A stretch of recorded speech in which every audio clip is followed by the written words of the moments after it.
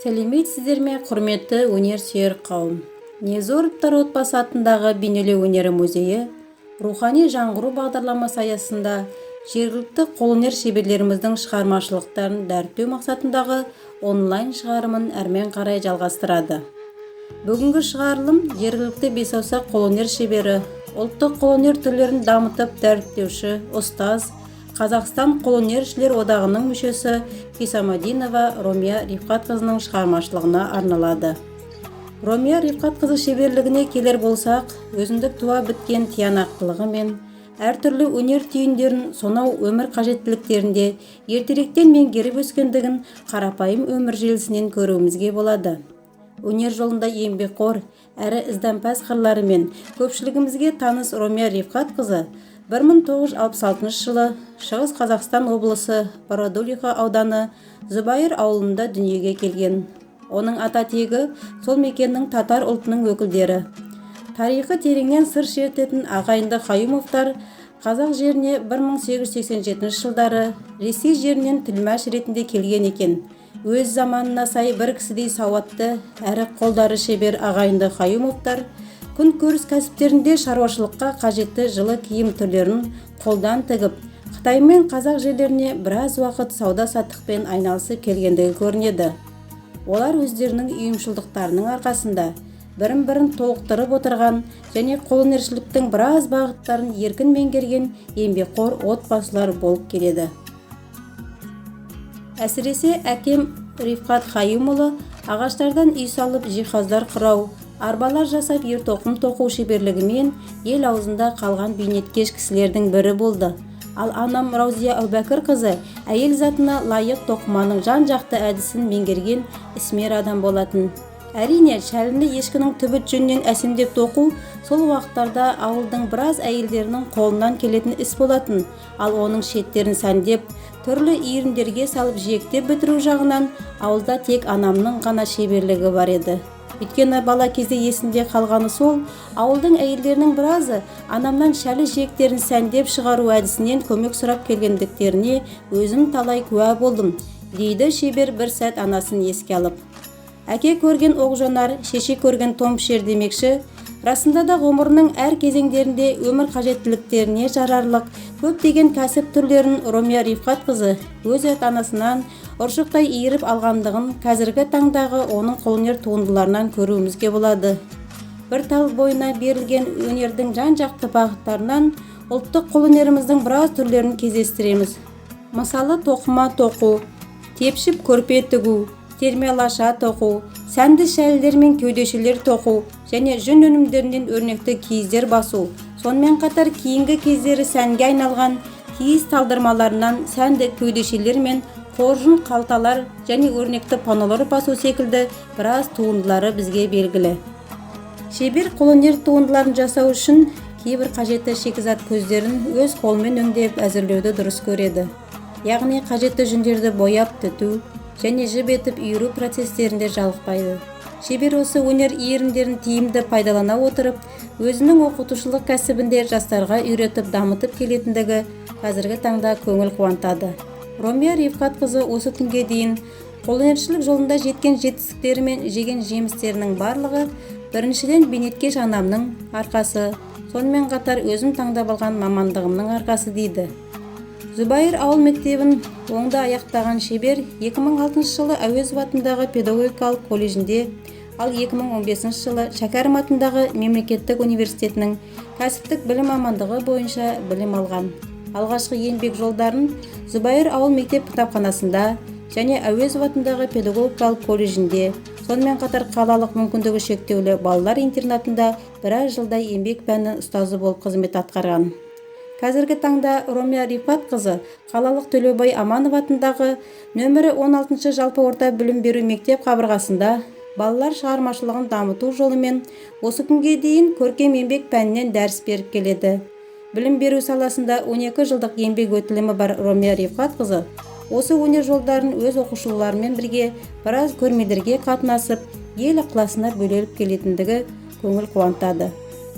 Атап кетер болсақ, 2019 жылы Республикалық дарын орталығының Ұлы Абайдың 175 жылдық мерейтойына орай ұйымдастырылған Сәулем болса кеудеңде атты бірінші республикалық балалар байқауына шәкірттерімен бірлесе ерекше кәсіби шеберлік танытқаны үшін дарын орталығының грамотасымен марапатталған.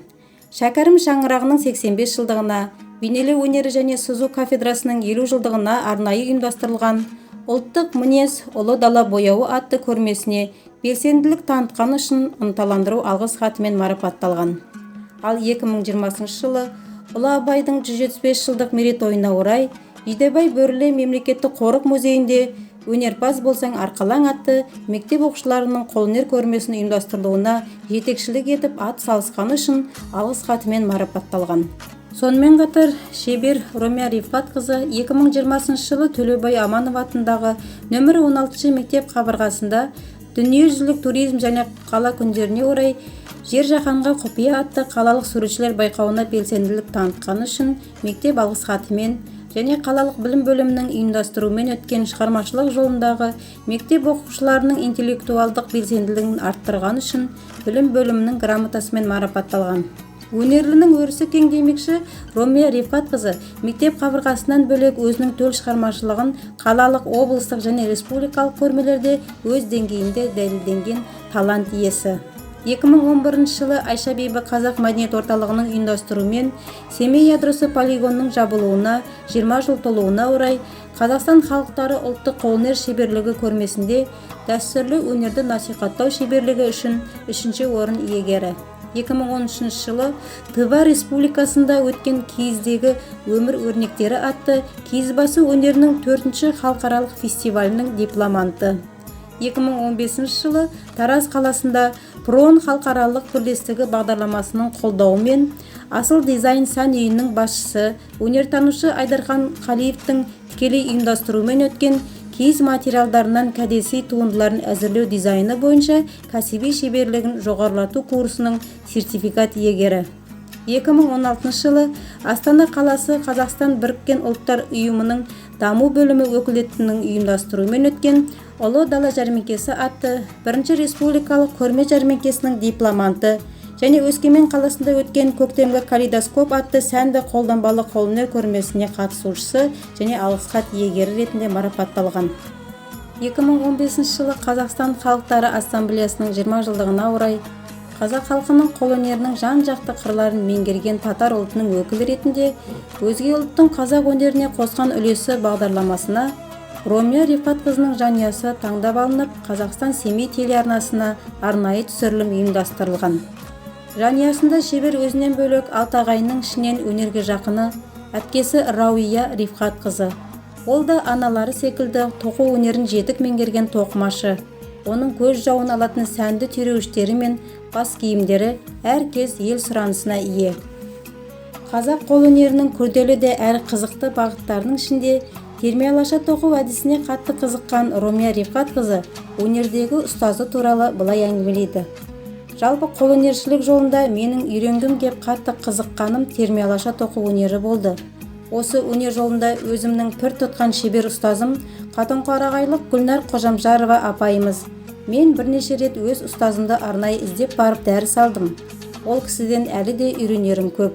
Алдағы уақытта осы ұлттық өнерімізді дамытсам деген ниетте отырмын, дейді шеберіміз. Ромия Рифхатқызының жалпы ұлттық қолөнерде термеалаша тоқу өнерінен бөлек дәстүрлі шымши тоқу өнерінде дамытсам да деген ойда. Бұл өнерді қолға алмас бұрын алдымен қой жүнін дұрыс таңдап, оның өңделуін қадағалаған жөн, дейді шеберіміз. Жалпы ши тоқу өнерін шебер жасалу күрделілігінен бөлек олардың қолданысына қарай әртүрлі етіп әзірленіп және түрліше аталатындығын былай әңгімелейді.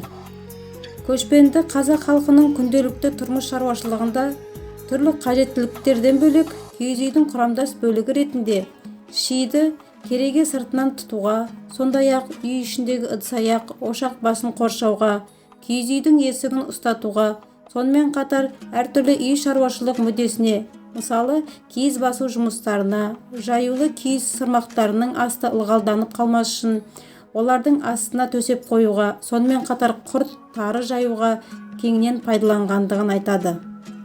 Ши сырт көздерінен әсіресе ақ ши, ораулы ши, шым ши болып 3 топқа бөлінеді екен. Олардың әр қайсысы өз орнымен әртүрлі мақсатта пайдаланылған. Атап айтқанда, қабығынан тазартылған ақ шиді көбінесе құрт, ірімшік, тағы басқа сүзбелерді жаюға қолданған болса, ұзынан бойы әр түсті жүнмен немесе жібекпен оралған шым шилер киіз үйдің сәнді жиһаздарының бірі болып табылады. Кереге сыртынан бір босағадан екінші босағаға дейін иінді айландырып тұтылған шилерді ши ұстату деп айтады екен. Ал өн бойы тұтас емес әр жерінен аралап оралған шиді орама ши немесе ораулы ши деп атайды. Бұл да ши сияқты сәнді жиһаздардың бірі, дейді шеберіміз. Қазіргі таңда осы ши тоқу өнерін ұрпақ жалғастығы үшін әрмен қарай дамытып келе жатқан бүгінгі кейіпкеріміз ши тоқу өнерінің заманауи қолданымдағы сәнді пано түрлерін дамытып келеді. Ал қазір сіздердің назарларыңызға Ромия Рифхатқызының тікелей қатысуымен осы ши тоқу технологиясындағы сәнді пано әзірлеу шеберлік сабағын тамашалауға шақырамыз. Сәлеметсіздер ме, құрметті өнер сүйер қауым. Бүгінгі көрсетілімде ши тоқу техникасында шағын өрнекті пано жасау шеберлік сабағын көрсетеміз. Шеберлік сабақты бастамас бұрын қажетті құрал жабдықтармен таныстырып өтейін. Бізге керегі қағаз А4 формасында, тақтайша, бамбук таяқшалары немесе пашка деп аталады, ширатылып иірілген жіп, жүн жіп немесе жай жіпті қолдануға болады. Сызғыш, жұт жібі, фломастер, қайшы және ши орауға арналған түрлі түсті жүндер, ақ, жасыл және аралас. Алдымен таңдап алған суретіміздің нобайын қағазға түсіріп аламыз.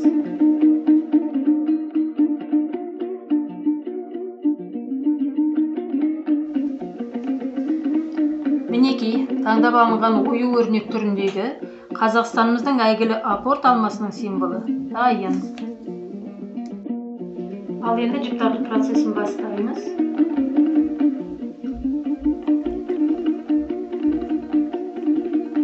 Екі рет байлаймыз. Жіптің көлемі өзінен 1,5 есе ұзындау болу керек. Екінші шегеге ораймыз.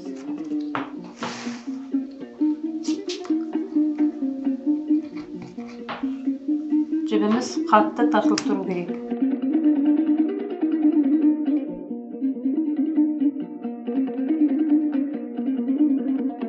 Бұны да 2 рет байлаймыз. 2 рет тартып байлаймыз. Басқа жіптерді де осындай шамамен аламыз.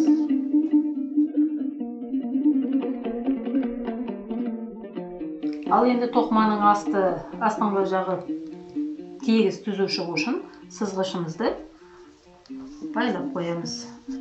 Астына орналастырамыз.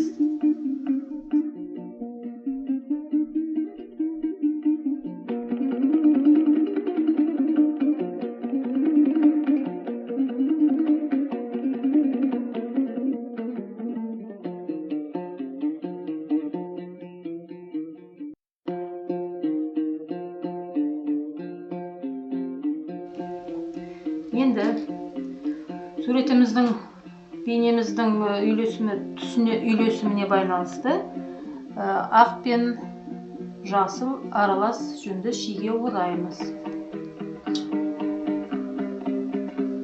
Қалың қылмаймыз, жұқа қылмаймыз. Бір қалыпты орап шығамыз.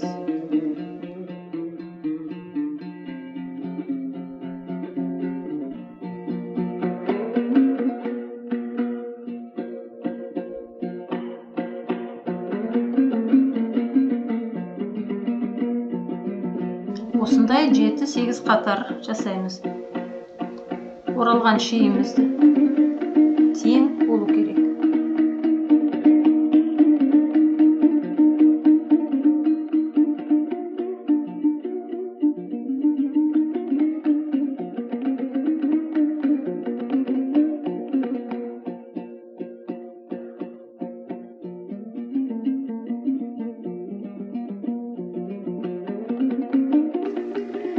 мына жерде бейненің астыңғы фонын түстік үйлесуге сәйкес негізгі өрнекке дейін тоқып алдық.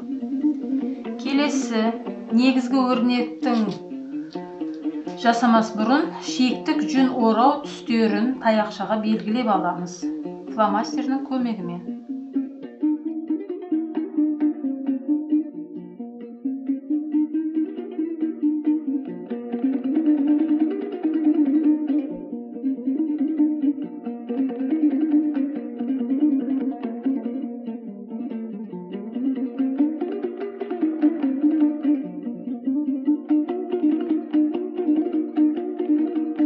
Белгімізге жетті.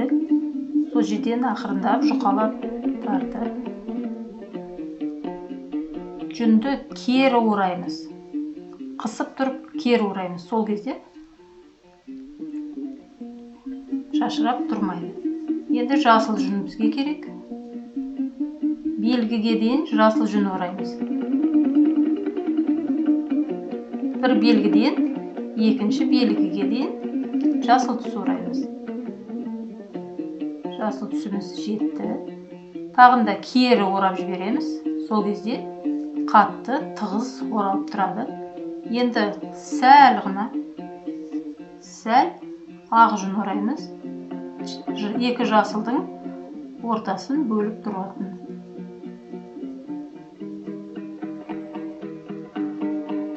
Тағында жасыл. Сол кезде алманың астыңғы бөлігі көтеріліп тұрады.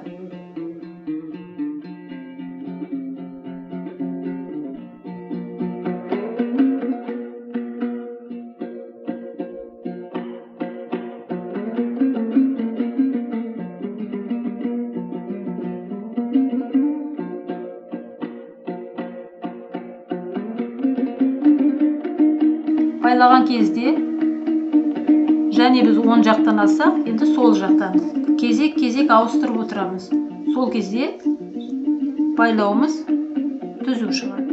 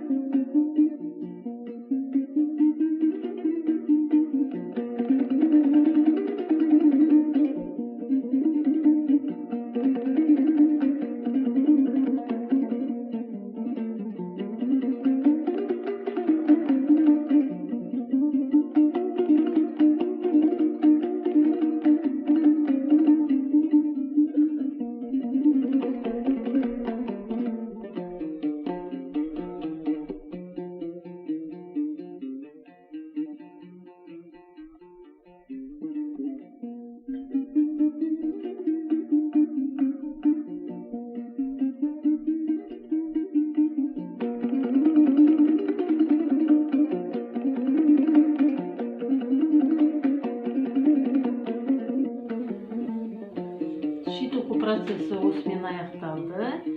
Енді ары қарай безендіруге көшеміз. Мынандай таяқшамен безендіруге болады. Қазір жасалу жолын көрсетем.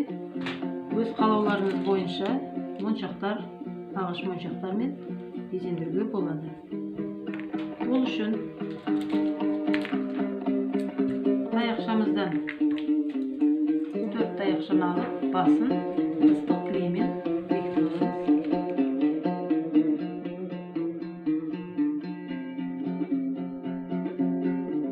Және жүнді клеймен отыртамыз.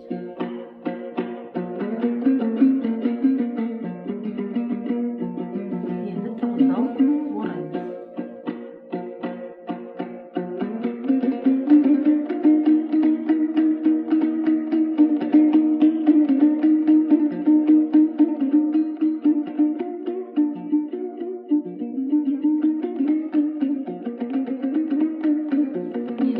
дейін орап шықтық. Баяғы жағында ыстық желіммен бекітіп аламыз.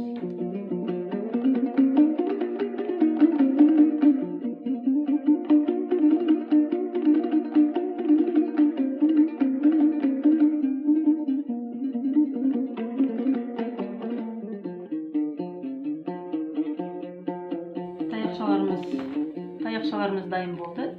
Әдемі болу үшін декоративный шегемен бұлай бетін бітеп қоюға болады. Өте әдемі болады. Енді безендіріп сәндеу үшін ширатып жақтарымызды өткізіп аламыз.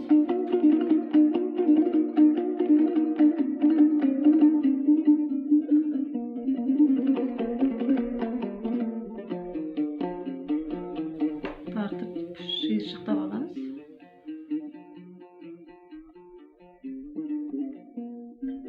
Таяқшамызды көзейміз.